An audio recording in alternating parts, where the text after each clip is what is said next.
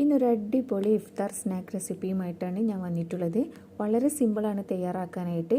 പിന്നെ അത് നമ്മൾ എണ്ണയിലൊന്നും മുക്കി പൊരിച്ചെടുക്കുന്നില്ല. അതുകൊണ്ട് തന്നെ തയ്യാറാക്കാൻ ഈസിയാണ്, നല്ല ടേസ്റ്റുമാണ്. അപ്പോൾ നമുക്കിത് എങ്ങനെ തയ്യാറാക്കും നോക്കാം.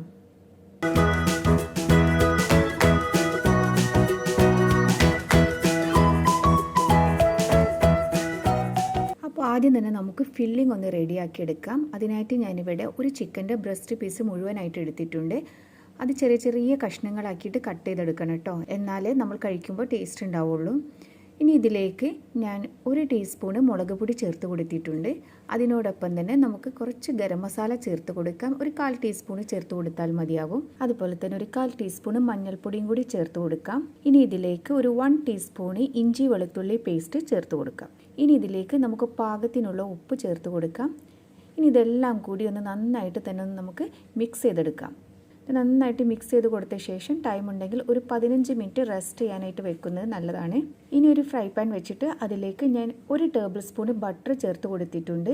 അപ്പോൾ ബട്ടർ നിങ്ങളുടെ കയ്യിലുണ്ടെങ്കിൽ ചേർത്ത് കൊടുത്താൽ മതി, അതല്ലെങ്കിൽ ഓയിൽ ചേർത്ത് കൊടുത്താലും മതി. ഇനി ഇതിലേക്ക് നമുക്ക് 1 ടീസ്പൂണ് ഓയിലും കൂടി ചേർത്ത് കൊടുക്കാം. അപ്പോൾ ബട്ടറും ഓയിലും ചൂടായി വന്നാൽ നമുക്കിതിലേക്ക് നേരത്തെ മസാല തേച്ച് വെച്ചിരിക്കുന്ന ചിക്കനില്ലേ, അത് മുഴുവനായിട്ടും ഇതിലേക്ക് ചേർത്ത് കൊടുക്കാം. ഇനി ഇത് നന്നായിട്ട് നമുക്ക് ഫ്രൈ ചെയ്തെടുക്കണം. അടച്ച് വെച്ച് ഫ്രൈ ചെയ്യേണ്ട ആവശ്യമൊന്നുമില്ല. അതുപോലെ ഇളക്കി ഫ്രൈ ചെയ്തെടുത്താൽ മതി. ഏകദേശം ഒരു 8 മുതൽ 10 മിനിറ്റ് കൊണ്ട് ഇത് വെന്ത് കിട്ടും. ഒന്നാമത് ഇത് എല്ലില്ലാത്ത ചിക്കനാണ്. അതുപോലെ തന്നെ ഇത് ചെറിയ ചെറിയ കഷ്ണങ്ങളായിട്ടാണ് നമ്മളിത് കട്ട് ചെയ്തിരിക്കുന്നത്. അതുകൊണ്ട് തന്നെ പെട്ടെന്ന് വെന്ത് കിട്ടും. അപ്പോൾ അത് ചിക്കൻ നന്നായിട്ട് ഫ്രൈ ആയി വന്നിട്ടുണ്ട്. ഈ ഒരു പരുവത്തിൽ ആയി കിട്ടിയാൽ നമുക്കിത് കോരിയെടുക്കാം. ഇനി ഈ ഫ്രൈ പാനിലേക്ക് ഞാൻ 1 ടീസ്പൂണും കൂടി ഓയിൽ ഒഴിച്ച് കൊടുക്കുന്നുണ്ട്. നിങ്ങൾ ഫ്രൈ ചെയ്തിട്ട് അതിൽ ബാക്കി ഓയിൽ ഉണ്ടെങ്കിൽ വേറെ ഒഴിച്ച് കൊടുക്കേണ്ട ആവശ്യമില്ല കേട്ടോ. ഇതിൽ ഓയിൽ ഇല്ലാത്തതുകൊണ്ടാണ് ഞാൻ വീണ്ടും ഒഴിച്ച് കൊടുത്തിട്ടുള്ളത്. ഇതിലേക്ക് 1 ടീസ്പൂൺ ഇഞ്ചി വെളുത്തുള്ളി പേസ്റ്റ് ചേർത്ത് കൊടുക്കാം. അപ്പോൾ ഇഞ്ചി വെളുത്തുള്ളിയും ചേർത്ത് നന്നായിട്ട് ഒരു 1-2 മിനിറ്റ് നമുക്ക് വഴറ്റിയെടുക്കണം. ഇനി ഇതിലേക്ക് നമുക്ക് തക്കാളി പേസ്റ്റ് ചേർത്ത് കൊടുക്കാം. ഞാനിവിടെ 2 തക്കാളി മിക്സിയിലൊന്ന് അരച്ചെടുത്തതാണിത്. ഇതും കൂടി ചേർത്ത് നന്നായിട്ട് തന്നെ ഒന്ന് നമുക്ക് ഇളക്കിയെടുക്കാം. തക്കാളിയിലെ വെള്ളമൊക്കെ വറ്റി നന്നായിട്ട് തന്നെ ഒന്ന് കുറുകി വരണം. അപ്പോൾ അത് തക്കാളിയിലെ വെള്ളം എല്ലാം വറ്റി നന്നായിട്ട് കുറുകി വന്നിട്ടുണ്ട്. ഈ ഒരു പരുവത്തിലായി കഴിഞ്ഞാൽ നമുക്കിതിലേക്ക് മസാലപ്പൊടികൾ ചേർത്ത് കൊടുക്കാം. ഞാനിവിടെ 1 ടീസ്പൂണ് മുളക് പൊടി, 1/4 ടീസ്പൂണ് ഗരം മസാല, 1/4 ടീസ്പൂണ് ചെറിയ ജീരകം വറുത്ത് പൊടിച്ചത്, ഇതെല്ലാം കൂടി ചേർത്ത് നന്നായിട്ട് തന്നെ ഒന്ന് മിക്സ് ചെയ്തെടുക്കാം. അപ്പോൾ മസാലപ്പൊടികളെല്ലാം ചേർത്ത് വീണ്ടും ഒരു 2-3 മിനിറ്റ് വഴറ്റിയെടുക്കാം. ഇനി ഇതിലേക്ക് നമ്മൾ നേരത്തെ ഫ്രൈ ചെയ്ത് വെച്ചിരിക്കുന്ന ചിക്കൻ മുഴുവനായിട്ട് ചേർത്ത് കൊടുക്കാം. ഇനി ഇതിലേക്ക് ഒരു അല്പം ഉപ്പ് ചേർത്ത് കൊടുക്കുന്നുണ്ട്. ഞാൻ തക്കാളി വഴറ്റുന്ന സമയത്ത് ഉപ്പ് ചേർത്ത് കൊടുത്തിട്ടുണ്ടായിരുന്നില്ല. അപ്പോൾ അതിലേക്ക് ആവശ്യമായിട്ടുള്ളത് മാത്രം ചേർത്ത് കൊടുത്താൽ മതി കേട്ടോ. ചിക്കനിൽ നമ്മൾ ഉപ്പ് ചേർത്തിട്ടാണ് ഫ്രൈ ചെയ്ത് എടുത്തിട്ടുള്ളത്, അതുകൊണ്ട് തന്നെ ഒരല്പം ചേർത്താൽ മതി. അപ്പോൾ ഇതെല്ലാം കൂടി ചേർത്ത് നന്നായിട്ടൊന്ന് മിക്സ് ചെയ്തെടുത്ത ശേഷം നമുക്കിതിലേക്ക് ക്രീം ചേർത്ത് കൊടുക്കാം. ഞാൻ ഏകദേശം ഒരു 2 ടേബിൾ സ്പൂൺ ചേർത്ത് കൊടുത്തിട്ടുണ്ട്. അപ്പോൾ ക്രീമും ചേർത്ത് നന്നായിട്ട് മിക്സ് ചെയ്തെടുക്കാം. ഇനി ഇതിലേക്ക് നല്ലൊരു ഫ്ലേവറിനായിട്ട് ഞാൻ കസൂരി മേത്തി ചേർത്ത് കൊടുക്കുന്നുണ്ട്. അതും 1 ടേബിൾ സ്പൂൺ തന്നെയാണ് എടുത്തിട്ടുള്ളത്. അത് നന്നായിട്ടൊന്ന് കൈകൊണ്ട് പൊടിച്ചിട്ട് വേണം ഇതിലേക്ക് ചേർക്കാനായിട്ട്. അപ്പോൾ നമ്മുടെ ഫില്ലിംഗ് ഇവിടെ റെഡി ആയിട്ടുണ്ട്. ഇനി തീ ഓഫാക്കിയിട്ട് നന്നായിട്ടൊന്ന് മിക്സ് ചെയ്തെടുത്താൽ മാത്രം മതി. അപ്പോൾ ഞാൻ ഇവിടെ തീ ഓഫാക്കിയിട്ടുണ്ട് കേട്ടോ. അപ്പോൾ നല്ല ടേസ്റ്റി ആയിട്ടുള്ളൊരു ഫില്ലിംഗ് ആണിത്. അപ്പോൾ ഇതിലേക്കുള്ള ബാറ്റർ നമുക്കൊന്ന് റെഡിയാക്കാം. അതിനായിട്ട് ഞാനിവിടെ 1.5 കപ്പ് മൈദ എടുത്തിട്ടുണ്ട്. ഇതിലേക്ക് നമുക്ക് 1 മുട്ട ചേർത്ത് കൊടുക്കാം. ഇതിനോടൊപ്പം തന്നെ പാകത്തിനുള്ള ഉപ്പും ചേർത്ത് കൊടുക്കാം. പിന്നെ ഇത് ഞാൻ പാൽ ഉപയോഗിച്ചിട്ടാണ് കലക്കിയെടുക്കുന്നത്, മുഴുവനായിട്ട് ഉപയോഗിക്കുന്നില്ല. ആദ്യം 1 കപ്പ് പാൽ ഒഴിച്ചിട്ട് ഒന്ന് മിക്സ് ചെയ്ത് കൊടുത്ത ശേഷം ബാക്കി ഞാൻ വെള്ളം ചേർത്തിട്ടാണ് ഈ ബാറ്റർ തയ്യാറാക്കുന്നത്. നിങ്ങൾക്ക് വേണമെങ്കിൽ മുഴുവനായിട്ട് പാൽ ചേർക്കാം, അതല്ലെങ്കിൽ പാൽ ഒഴിവാക്കിയിട്ട് മുഴുവനായിട്ട് വെള്ളം വേണമെങ്കിൽ അതും ചേർക്കാവുന്നതാണ് കേട്ടോ. അപ്പോൾ പാൽ നിർബന്ധമില്ല, പക്ഷെ മുട്ട എന്തായാലും ചേർക്കണം. അപ്പോൾ ഇത് എല്ലാം കൂടി ചേർത്ത് നന്നായിട്ട് തന്നെ ഒന്ന് മിക്സ് ചെയ്തെടുക്കാം. കട്ടയില്ലാതെ വേണം മിക്സ് ചെയ്തെടുക്കാനായിട്ട്. അപ്പോൾ ആവശ്യത്തിന് വെള്ളം ഒഴിച്ച് കൊടുക്കണം കേട്ടോ. നല്ല ലൂസായിട്ടുള്ള ഒരു ബാറ്ററാണ് നമുക്ക് വേണ്ടത്. അപ്പോൾ അതാ നമ്മുടെ ബാറ്റർ ഇവിടെ റെഡി ആയിട്ടുണ്ട്. ഈ ഒരു പരുവത്തിലാണ് വേണ്ടത്.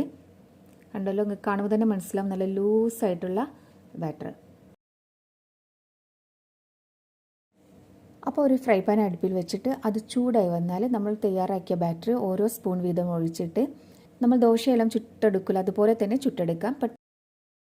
പെട്ടെന്ന് തന്നെ വെന്ത് കിട്ടും. ഒരുപാട് സമയമൊന്നും വേണ്ട, 1 മിനിറ്റിനുള്ളിൽ തന്നെ ഇത് റെഡിയാവും. ഇത് മറിച്ചിടേണ്ട ആവശ്യമൊന്നുമില്ല കേട്ടോ.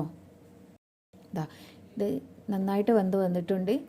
അടിഭാഗം ഒരു ഗോൾഡൻ കളറായി വന്നാൽ നമുക്കിത് എടുത്ത് മാറ്റാം. ഇനി ഇതിലേക്ക് നമ്മുടെ ഫില്ലിങ് വെച്ച് കൊടുക്കണം.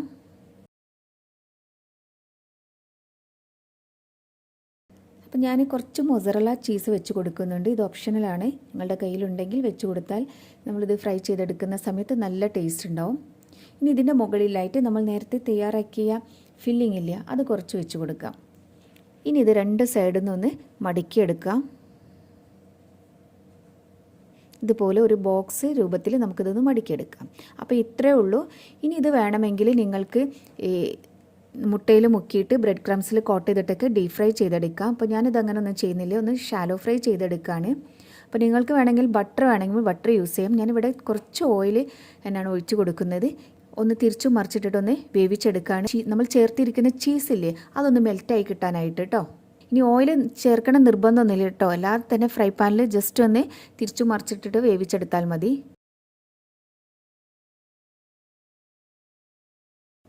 അപ്പോൾ അതവിടെ റെഡി ആയിട്ടുണ്ട്. അപ്പോൾ നമ്മുടെ നല്ല ടേസ്റ്റി ആയിട്ടുള്ള ബട്ടർ ചിക്കൻ പാർസൽ ഇവിടെ റെഡി ആയിട്ടുണ്ട്. ബട്ടർ ചിക്കൻ ബോക്സ് ഇവിടെ റെഡി ആയിട്ടുണ്ട്. ഉണ്ടാക്കാൻ എളുപ്പമാണ്, കഴിക്കാനും നല്ല ടേസ്റ്റാണ്. ഇതുപോലെ തന്നെ നമുക്ക് ബാക്കിയുള്ളതെല്ലാം ചെയ്തെടുക്കാം. അപ്പോൾ അത് നമ്മുടെ ബട്ടർ ചിക്കൻ പാർസൽ ഞാനൊന്ന് കട്ട് ചെയ്തിട്ട് കാണിച്ചു തരാം. നല്ല ചൂടാണ് കേട്ടോ അത്.